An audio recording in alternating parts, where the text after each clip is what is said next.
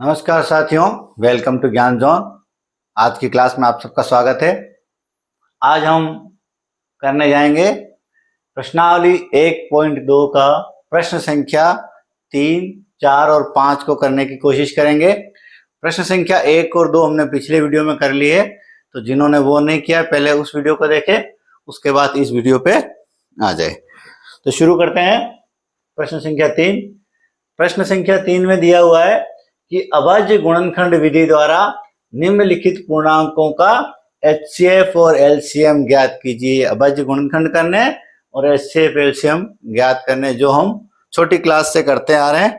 तो शुरू करते हैं।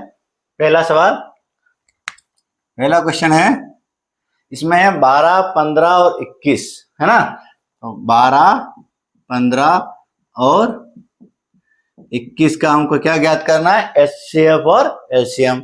HCF और LCM ज्ञात करने के लिए पहले क्या करना पड़ता है? पहले अभाज्य गुणनखंड निकालेंगे हम इनका। तो 12 के अभाज्य गुणनखंड, 12 में भाग जाएगा 2 का, कितना आ गया? 6। 6 में दिया 2 का 3, 3 में 1 का। इसी प्रकार 15 का निकालेंगे। 15 में 3 का भाग दिया 5 आए, 5 का दिया 1। तो 12 के लिख देंगे अपन 2 की घात 2, 2 दो बार आ गया तो 2 की घात 2 इंटू 3, ठीक है। और 15 के कितने हो गए आपके? 3 इंटू 5। अब क्या बचा? 21। तो 21 के भी अभाज्य गुणनखंड कर लेंगे। 3 का भाग दिया 7 आए, 7 का भाग दिया 1। तो 21 के आ गए 3 इंटू 7। अब लिखेंगे LCM और HCF। LCM में क्या करना होता है? जितने भी गुणनखंड सभी में है वो सभी यहाँ लिख देते हैं पहले तो यहाँ 2 है, 3 है, 5 है और 7 है। तो 2 इंटू 3 इंटू 5 इंटू 7। सभी गुणनखंड लिखने के बाद हर गुणनखंड की सबसे बड़ी घात ढूंढनी है। तो 2 की सबसे बड़ी घात यहाँ कितनी है? 2 है, तो वो यहाँ 2 लिख दी। जो बड़ी है वो घात लेनी है। 3 की सभी जगह 1 ही है, 5 की 1 ही और 7 की 1 ही है। अब इसका अपन गुणा कर लेंगे। HCF में क्या करना है? HCF में वो पद ढूंढने या वो गुणनखंड ढूंढने जो सब में है। सब में 2, सब इन दोनों में 2 नहीं है, 5 इधर नहीं है, 7 इधर नहीं है, तो एक मात्र जो सब में है वो है 3। और 3 की सबसे छोटी घात ढूंढनी, अगर अलग अलग घातें हो तो अलग अलग घात में सभी में एक ही घात है, तो सबसे छोटी घात भी 1 हो गई। तो HCF तो आपके कितना आ गया? 3। इसका गुणा कर लेते हैं।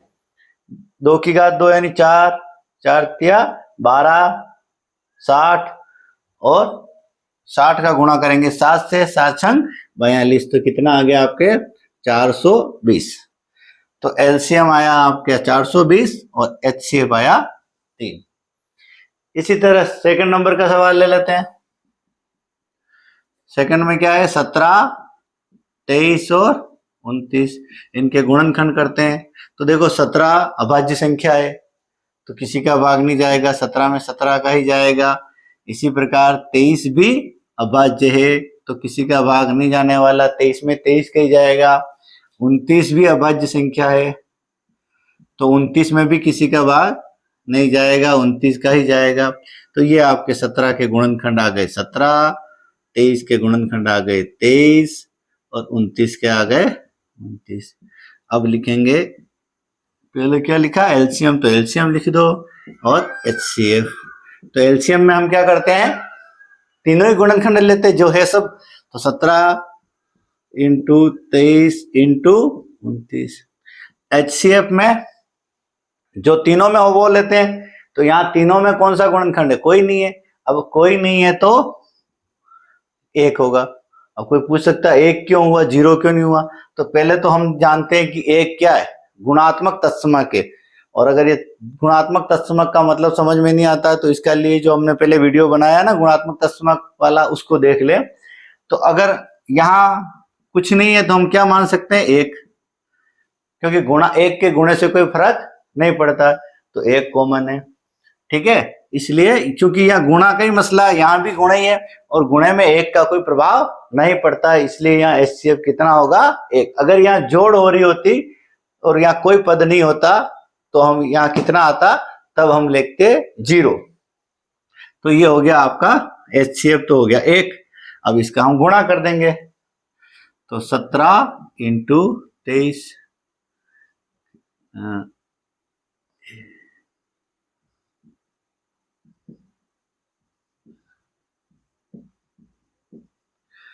17 इंटू 23 किया 391 आए।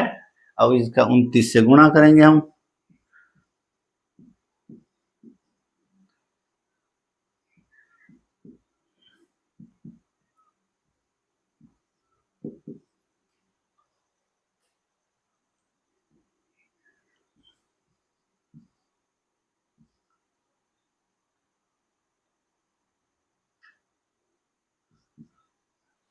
तो ये आपका हो गया 11,339।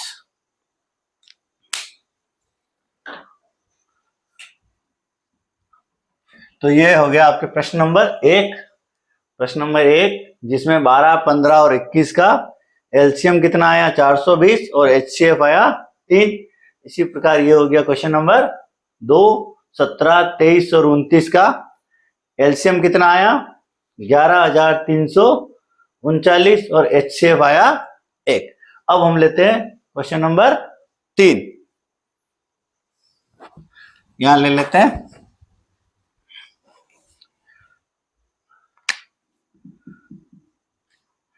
आठ, 9 और 25 सबके गुणनखंड करेंगे। 8, 4, 2, ठीक है। 8 के गुणनखंड हो गए 2 इंटू 2 इंटू 2।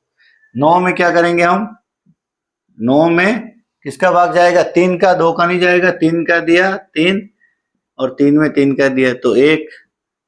इसी प्रकार 25 है, 25 में 5 का जाएगा 5 आ जाएंगे और 5 में हम 5 का देंगे तो 1 आ जाएगा। तो यानी 8 के गुणनखंड हो गए 2 की घात 3 और 9 के हो गए आपके 3 की घात 2 और 5 के हो गए 5 की घात 2। एलसीएम और एचसीएफ निकालेंगे। एलसीएम में क्या करते हैं, हम सभी गुणनखंड लेते हैं। तो कौन कौन से है, 2 है, 3 है और 5 है। तो 2 इंटू 3 इंटू 5, 2 की सबसे बड़ी घात 3, 3 की सबसे बड़ी घात 2 और 5 की सबसे बड़ी घात 2। इसी प्रकार एचसीएफ में कौन सा लेते हैं, एचसीएफ में लेते हैं जो सभी में हो। तो सभी में क्या है, कोई गुणनखंड नहीं है तो एचसीएफ हो जाएगा 1। अब इसको हल कर लेंगे तो ये हो गया आपका 8 और ये हो गया 9 और ये हो गया 25। गुणा कर लो तो 8 और 9 का गुणा 72 आ गया। उधर हो गया आपके 25, तो 25 जी, ये 25 साथ है 175 और ये 5 180। तो ये आपके आ गए 1800। तो एलसीएम हो गया आपका 1800 और एचसीएफ हो गया आपके 1। इस प्रकार ये पहले प्रश्न के जो तीनों टुकड़े थे हमने हल कर लिए। अब हम आते हैं प्रश्न संख्या 4 के अंदर। ये है आपका क्वेश्चन नंबर 4। एचसीएफ 306 657 बराबर 9। ये लिखने का पैटर्न है। इसका मतलब ये हुआ कि इन दो संख्याओं का एचसीएफ कितना है 9। ये जो कोष्टक में संख्या दे रखी है उन दोनों का एचसीएफ बराबर कितना है 9। यानी हमारे पास दोनों संख्या है, कौन कौन सी, 306 और 657, ये दोनों संख्या है और इनका एचसीएफ कितना है 9। हमको क्या करना है, इन्हीं संख्या यानी 306 और 657 का एलसीएम ज्ञात करना है। तो हमारे पास क्या क्या पता है, हमको दोनों संख्याएं पता है। एक संख्या है 306 और एक संख्या है 657 और हमारे पास क्या है, दोनों का एचसीएफ भी हमको पता है। ठीक है, हमको क्या ज्ञात करना है, एलसीएम। तो निकाल तो वैसे संख्याओं से भी सकते हैं, लेकिन हमने जो प्रश्न संख्या 2 के अंदर एक नियम पढ़ा कि दो संख्याओं का गुणनफल जो होता है वो किसके बराबर होता है, एचसीएफ और एलसीएम के गुणे के बराबर होता है। उस नियम का उपयोग करके इस सवाल को करेंगे। तो हमको क्या क्या पता है, क्या क्या पता है हमको, पहली तो दोनों संख्याएं दे रखी है, दोनों संख्याएं कौन कौन सी है, 306 और 657। और हमको क्या पता है, इनका HCF पता है, HCF कितना है, 9। हमको निकालना क्या है, यानी हमको क्या ज्ञात करना है, ज्ञात करना है हमको LCM। और हम क्या जानते हैं, हम एक नियम जानते हैं कि दो संख्याओं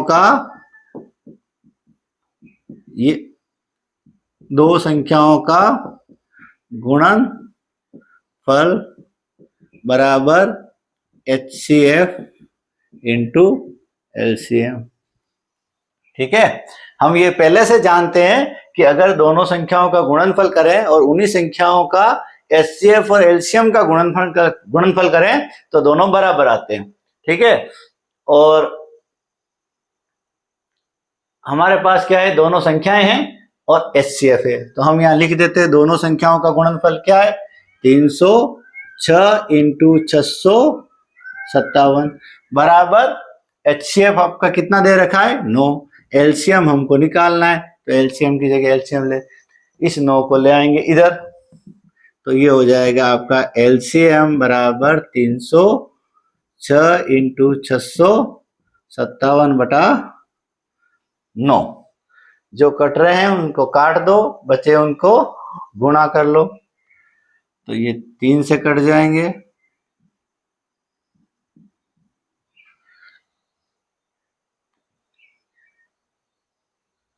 ये भी 3 से कट जाएंगे,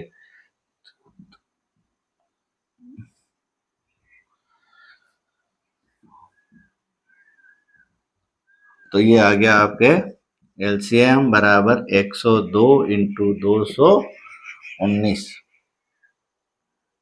गुणा कर लेते हैं, 219 इंटू 102,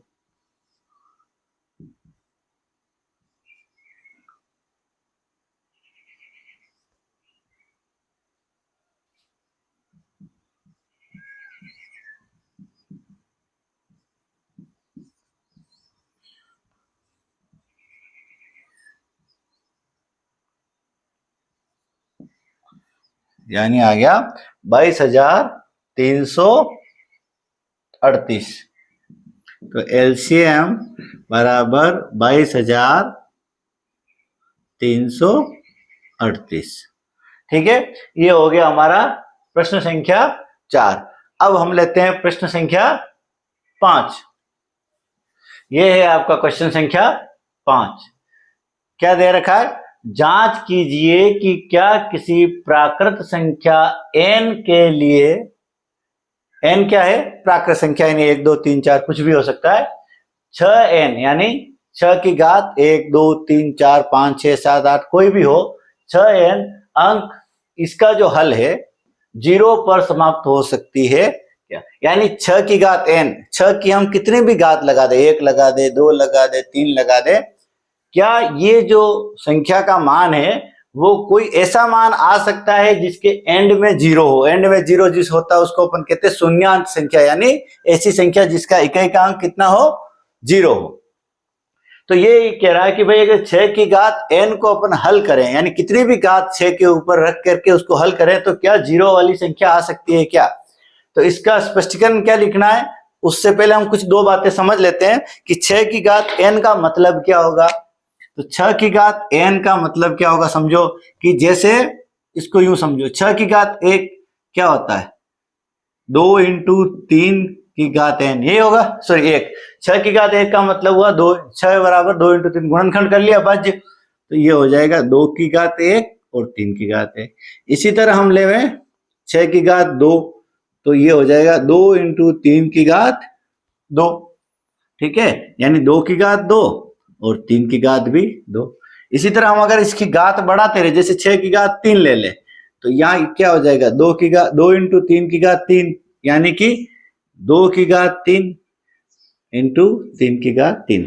तो इससे क्या समझ में आ रहा है कि जैसे भी हम 6 की घात कितनी भी ले लें, जितनी 6 की घात लें उसके गुणनखंडों में क्या होगा, 2 उतनी बार आ जाएगा और 3 भी उतनी बार आ जाएगा। यानी अगर 6 की घात 3 लो तो उसके गुणनखंड क्या होंगे? 3 बार 2 और 3 बार 3। यानी कि 6 की घात आप कितनी भी ले लो, इसके गुणनखंड हमेशा किस रूप में आएंगे? 2 और 3 के रूप में ही आएंगे। तो एक बात तो ये समझ में आ गई कि 6 की घात अगर n लेते हैं तो इसके गुणनखंड कितने हो जाएंगे? 2 इंटू 3 की घात n, यानी 2 की घात n और 3 की घात भी n। यानी इसके गुणनखंड जितने भी घात लोगे तुम हमेशा 2 और 3 के रूप में ही आएंगे।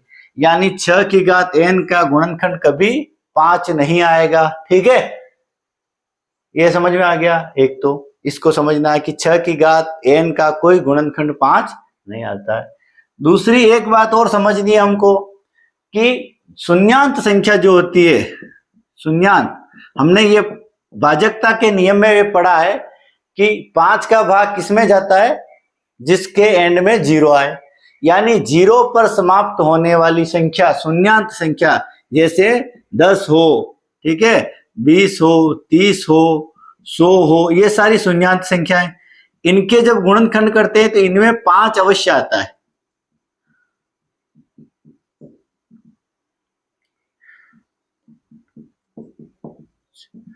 ये 2 इंटू 5। तो ये एक चीज को नोट करो कि जो भी शून्यांत संख्या है, यानी जो संख्या 0 पर समाप्त होती है, उसके गुणनखंड में हमेशा क्या आता है? एक गुणनखंड 5 जरूर आता है, कम से कम एक बार 5 जरूर आता है। यानी कि अगर किसी संख्या को 0 पर समाप्त होना है तो उसका एक गुणनखंड 5 जरूर होगा। और 6 की घात n का कोई गुणनखंड 5 कभी नहीं आ रहा है, हमेशा 2 और 3 ही आ रहे हैं। तो सीधी सी बात है कि 6 की घात n में कोई गुणनखंड 5 नहीं आ रहा है।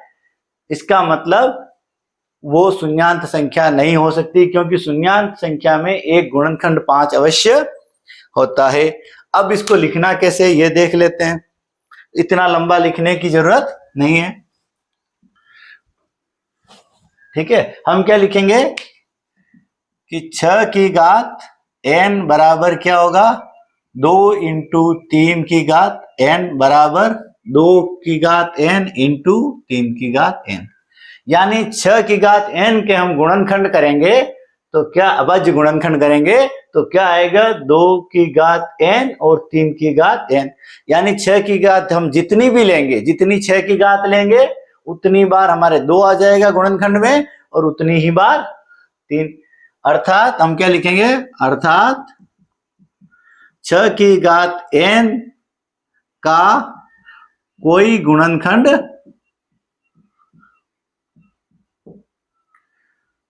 5 कभी, कोई गुणनखंड 5 कभी नहीं आएगा। ठीक बात है। यानी कि 6 की घात n के कितने भी गुणनखंड कर दो, कोई सी भी घात लेकर के, कभी भी 5 का अंक उसमें नहीं आएगा। गुणनखंड हमेशा 2 या 3 ही आएंगे। जबकि शून्यांत संख्या है ना, शून्यांत संख्या का एक गुणनखंड, कम से कम एक लिख दो, का कम से कम एक गुणनखंड 5 अवश्य होता है। चाहो तो यहाँ कुछ करके बता दो शून्यांत संख्याओं के, जैसे 10 का गुणनखंड, 20 का, 30 का, 2 3 करके यहाँ लिख सकते हो। जैसे कर दो 10 बराबर 2 इंटू 5, 20 बराबर 2 इंटू 2 इंटू 5, 30 बराबर 2 इंटू 3 इंटू 5। तो सभी में क्या आ रहा है? 5। और इसके कभी भी 5 नहीं आ रहा है। इसका मतलब ये दोनों संख्या सेम नहीं हो सकती, यानी ये संख्या शून्यांत नहीं हो सकती। अतः 6 की घात n कभी भी शून्यांत संख्या, शून्यांत यानी शून्य पर समाप्त होने वाली, यानी जिसका अंक शून्य हो, शून्यांत संख्या नहीं हो सकती। बस इतना सा लिखना है इसमें, और उसको थोड़ा ज्यादा समझाना चाहो तो थोड़ा डिटेल में लिख देना, ये गाते हैं एक दो उदाहरण और दे देना। ठीक है, तो आज ये हमारा वीडियो यहीं पे समाप्त करते हैं, और ये हमारे हो गए सवाल नंबर 5 तक हो गए। आगे इसमें 2 प्रश्न बाकी हैं, 6 और 7, वो अगले वीडियो में कवर करने की कोशिश करेंगे। जय हिंद, जय भारत।